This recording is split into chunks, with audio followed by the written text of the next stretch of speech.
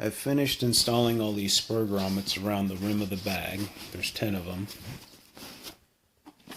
And I've also installed one at the bottom to be used as a drain hole. And as you can see, I've also finished sewing the two halves of the backpack together using two seams, and I've also covered the edges in grosgrain ribbon. Now, full disclosure, I've never had so much trouble sewing a couple of seams in my entire life. I've stated several times before, my sewing machine isn't meant for this kind of work, but I've always been able to manage to make it work. But I think this bag was just far beyond the limitations of that machine. And when I designed this bag, I really didn't take into account the limitations of my sewing machine. I'm sure an industrial walking foot sewing machine wouldn't have nearly the problems I've had, but eventually I got it done, but I ended up with two of the ugliest seams I have ever sewn in my entire life.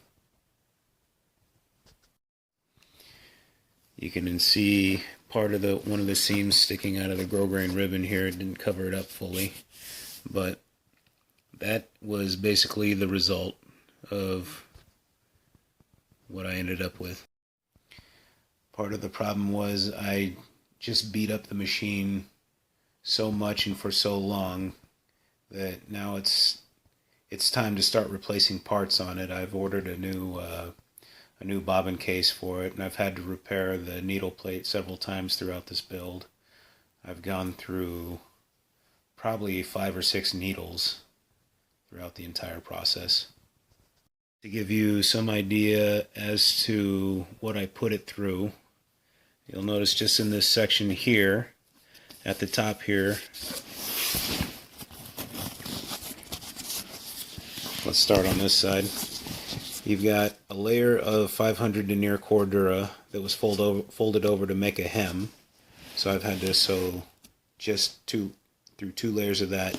Right underneath that is our layer of 1000 denier cordura. I've got strips of 1-inch webbing to make up the PALS webbing right underneath that, and that disappears into the seam as well. Underneath that PALS webbing is our shoulder strap attachment points, and you'll remember I made those by folded over a layer of cordura, so I've got 2 more layers of 1000 denier cordura in addition to 2 more layers of 1-inch nylon webbing just to make the attachment points for the shoulder straps. Right underneath that is a layer of air mesh. That's not such a big deal.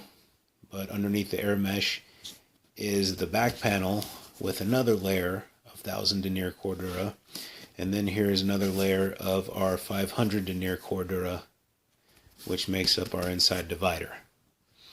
So that was a lot to put a domestic sewing machine through.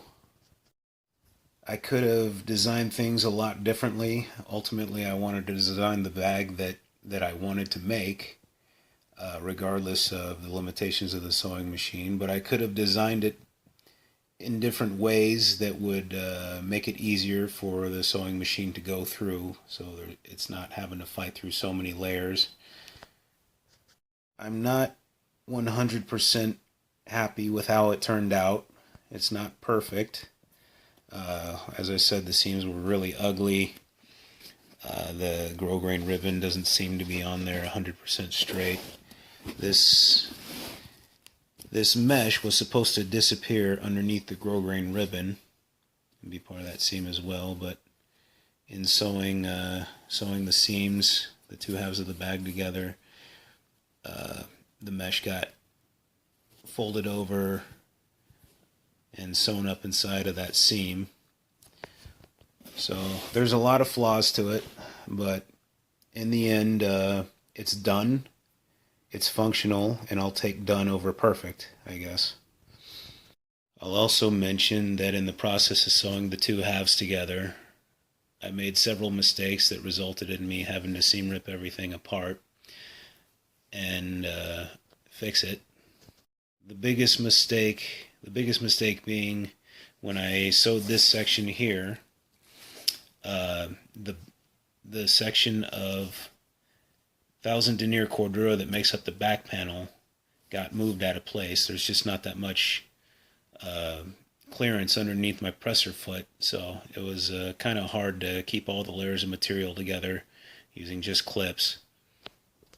What ended up happening was I sewed the side panel to basically the air mesh that makes up the padding and this 500 denier cordura that makes up the inside divider panel, but I totally missed the 1000 denier cordura that makes up the back panel.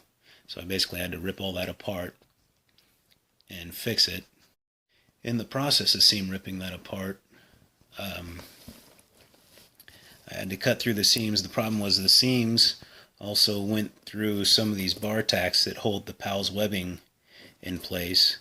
That wasn't an accident. That's the way I originally intended it, but I didn't realize I would have to be ripping through that seam to fix it. So in the process, I also had to rip through the bar tacks that were holding the PALS webbing in place. And after I got everything sewed back together, I got the bar tacks back in place. I turned the bag inside out. I realized I had missed one of the rows of PALS webbing, so I had a piece of 1-inch nylon webbing just kind of sticking out nowhere in the seam. And so I literally had to go back and rip it again and fix that mistake. It was a pretty frustrating process, and in the process of seam ripping it so many times and making those mistakes, some of this orange 500 denier cordura, the edges of that just really started to fray pretty bad. So I had to get those seams back in place and get it covered up in the grosgrain ribbon before the damage got any further. Another mistake I made was I realized that when I rounded off the edges of these two panels, I made the rounded off edge, the rounded off corner, too sharp. I should have made a much more gradual edge, which would have made it much easier for my sewing machine to follow along the edge, especially when it came to attaching the grosgrain ribbon.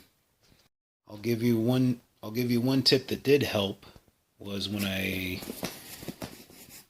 connected the two halves of the backpack together, I started at the bottom here in the middle, and I sewed 2 seams along the bottom edge, and then I stopped there before continuing along to sew the rest. When I realized that the clips that I was using just weren't going to hold that many layers in place, especially when I'm trying to jam them all up underneath the low clearance of my presser foot, what I decided to do instead was basically strategically place some bar tacks along where I would be sewing the seam. I basically basted the two halves of the backpack together with several bar tacks before sewing the actual seam itself. I didn't realize when I sewed those bar tacks that I would eventually have to rip the seam apart, and you might be aware that ripping apart seam ripping through a bar tack is a lot easier than just a straight stitch.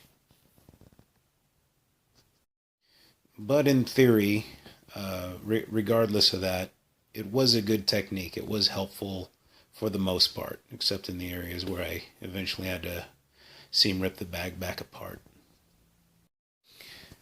But stay tuned, and I'm going to turn this inside out.